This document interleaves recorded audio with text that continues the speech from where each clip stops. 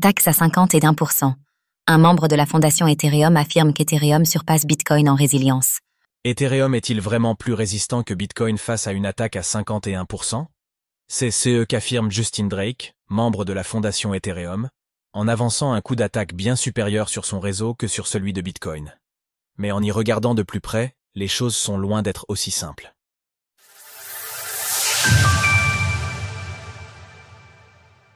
La blockchain Ethereum est-elle plus résiliente que Bitcoin? L'attaque la plus redoutée par les enthousiastes des crypto-monnaies reste l'attaque à 51%, c'est-à-dire lorsqu'un acteur malveillant parvient à contrôler la majorité des entités validant les blocs. Les mineurs dans une blockchain fonctionnant en preuve de travail, Proof of Work, POW, comme Bitcoin, ou les validateurs dans une blockchain reposant sur la preuve d'enjeu, Proof of Stake, POS, comme Ethereum. Dans les deux cas, une telle attaque est extrêmement improbable en raison des ressources financières et techniques colossales qu'elle nécessiterait. Cela n'empêche pas certains de soutenir que le mécanisme de POS d'Ethereum offrirait une résilience supérieure à celui de POW utilisé par Bitcoin. C'est notamment l'avis de Justin Drake, chercheur à la fondation Ethereum et contributeur clé à The Merge, la transition d'Ethereum du POW au POS. Selon lui, Ethereum serait structurellement mieux protégé qu'un réseau POW contre une attaque à 51%. Par bien des aspects, cette affirmation illustre non seulement le manque d'objectivité de Justin Drake, mais aussi le caractère discutable de sa déclaration. Celle-ci a été faite en réaction à Grant Homer, cofondateur de l'entreprise Etherealize, qui affirmait qu'une attaque à 51% sur Bitcoin ne coûterait que 8 milliards de dollars. De son côté, Drake affirme qu'une telle attaque sur Ethereum coûterait près de 45 milliards de dollars, soit l'équivalent de 50% de la capitalisation totale des Ethers stackés, et peut-être même davantage, car une tentative d'achat massif de cette ampleur ferait mécaniquement grimper le prix de l'ETH. Cela dit, l'estimation de Homer semble largement sous-évaluée si l'on considère les chiffres actuels du réseau Bitcoin. L'affirmation de Justin Drake est-elle seulement vraie? Faisons une estimation. Avec un hash rate total de 873 EHS pour le réseau Bitcoin, atteindre 51% de ce hash rate nécessiterait environ 445 EHS.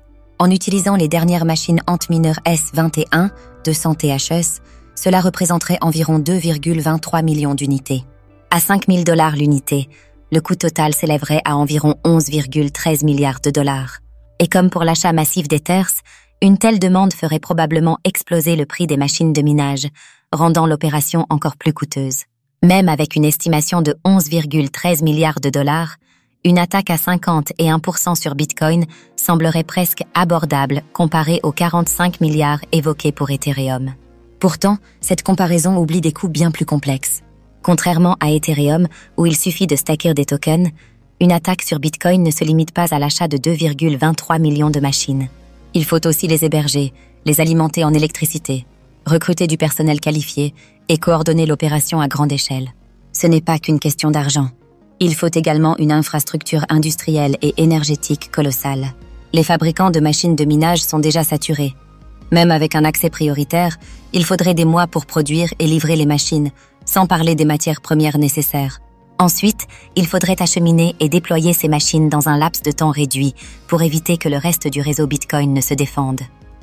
Le réseau Bitcoin consomme environ 180 TWh par an.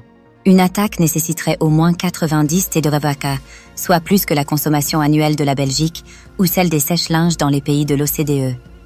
Où trouver cette énergie? Comment la transporter? Et à quel prix? Même dans un scénario extrême où un État, comme les États-Unis, où le minage est très concentré, confisquerait le matériel, les obstacles logistiques resteraient majeurs. Quant à Ethereum, la menace est d'une autre nature.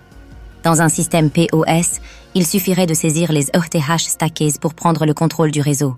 Or, des entités régulées aux États-Unis en détiennent une part significative. Coinbase avec 7,7% des ETH stackés, les ETF gardant 3,57 millions d'ETH et diverses autres entreprises de staking. Ainsi, Ethereum pourrait être vulnérable non pas à une attaque brute, mais à une prise de contrôle réglementaire. Sources: Cointelegraph, Dune, Cambridge, Mempool. Retrouvez toutes les actualités crypto sur le site cryptost.fr.